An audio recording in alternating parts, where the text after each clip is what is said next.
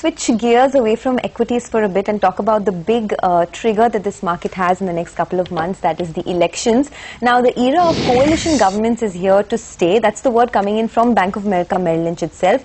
So to discuss the 2014 general elections and whether we will see this theme play out, we have Sandeep Shastri, the Pro-Vice Chancellor at Jain University and National Coordinator of Lokniti Network, who joins in. Sandeep, thanks so much for joining in on the show. We have our guest editor of the day, Jyotivardhan Jaipuria, as well, who will enter into the discussion. But before that, this market is extremely hopeful of a Modi-led BJP government coming in and bringing in a lot of the change that we've not seen for many years. What is your analysis suggesting at this point in time? As you said at the start, I think beyond a shadow of doubt, 2014 is going to throw up another coalition government, as has happened since 1989. And maybe it's a little too early to talk about the likely result, but one fact is sure, you're likely to have a coalition.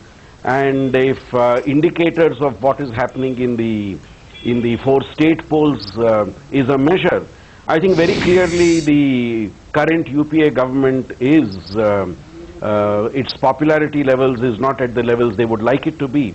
And the NDA-led coalition seems to be gaining ground. However, I think across the country these swings are very different. If I could put it in another way, some people say that there is a northwest monsoon in favor of the NDA, but that is also accompanied by a southeast drought where the NDA seems to have a challenge in these 2 regions. We've always been a country of droughts and floods converging at the same time, isn't it, Dr. Shastri? Well, let me come to yes, and that explains the variety of India. Absolutely. That explains the variety of So, let me go with the pre-poll survey that you just authored for our sister channel. Just summarize for us, is the sense you are getting that on December 8th or 9th, when the results are fully known, we would see a confirmation of extreme popularity for the NDA in 3 or 4 out of the states that will declare numbers? Is there a chance that it could be touch and go in any of the states? Because just before we spoke to you, one of our reporters called in and said, Chhattisgarh looks touch and go. It doesn't look like a confirmed NDA. Of course, very anecdotal. But really, what's your expectation on December 8th? You see, if you look at the 5 states, our tracker poll, which was done in the 2nd week of October, showed us that in Madhya Pradesh, the BJP was doing reasonably well. In Rajasthan, the incumbent Congress was facing an anti-incumbency mood. And in October 2nd week, our tracker poll showed us that in Chhattisgarh also the BJP seemed comfortable. Now, there are indications since then that there may be a little shift of mood in Chhattisgarh, and the incumbent BJP may be facing a much stiffer competition than a lot of people thought. So I think you are right in saying that in Chhattisgarh it seems to be a much closer battle. But in Madhya Pradesh and Rajasthan, the BJP still seems to be holding the upper hand. And in Delhi, it's clearly a 3-legged race, with the Aam Aadmi Party also making its presence felt. So in a sense, if you look at these 5 states, in 3 of them, in 2 of them you see the incumbent reasserting its presence. In 2 of them, the incumbent not doing very well. And I think at the end of the day, the message which clearly comes out is performance matters. In the states where we see the ruling government doing better, it's clearly an indication that the citizen perception is that the government on the ground is performing. And in cases where the government is not seen as doing very well, its impact is seen in the tracker poll, in the way the citizens responded to the incumbent government. So I think at the end of the day, these 5 states show us or demonstrate to us one clear message, that performance at the ground level categorically matters in people's assessment of a government. Okay. Dr. Shastri, one thing I want to ask you is, does the state poll reflect in the center also, or do people vote differently in the states and in the center elections? This depends on how close the state and central elections are held. We often talk in election studies of what is called a honeymoon factor. That if a government is elected in a state and a national election is held within a year of that, citizens are generally indulgent in that state towards the new party that they have voted for. If anything, the ruling party gets a bigger advantage when it comes to the national poll.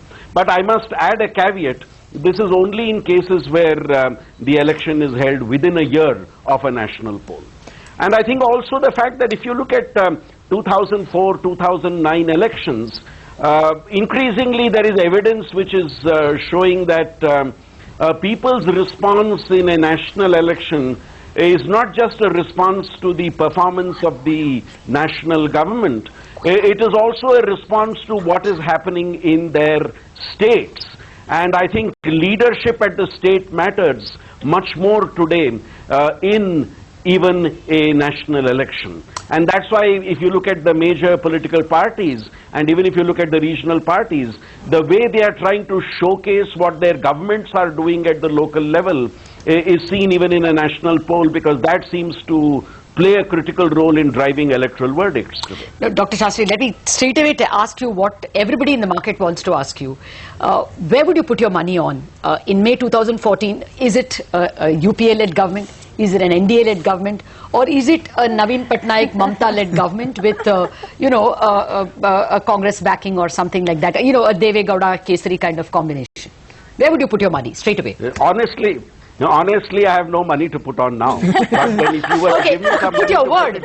Put your word on. Where would you put your word on? If you were to give me some money to put somewhere on, I would definitely not put it in the present UPA combine, because the only direction it seems to be going is down.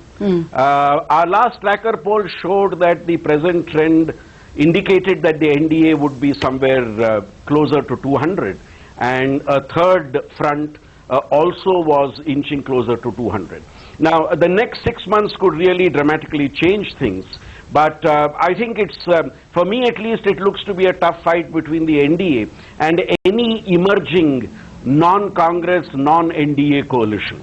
I think it's the way things are panning out, it seems to clearly be towards one of these two, either an NDA-led coalition or a non-NDA, a non-Congress formation that may come up.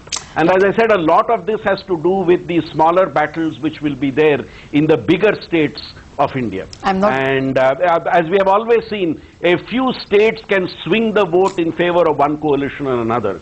So I think there are certain critical states, be it Uttar Pradesh, be it Bihar, be it Andhra Pradesh, which are going to play a critical role in terms of deciding and defining who is likely to be the winner of the 2014 poll.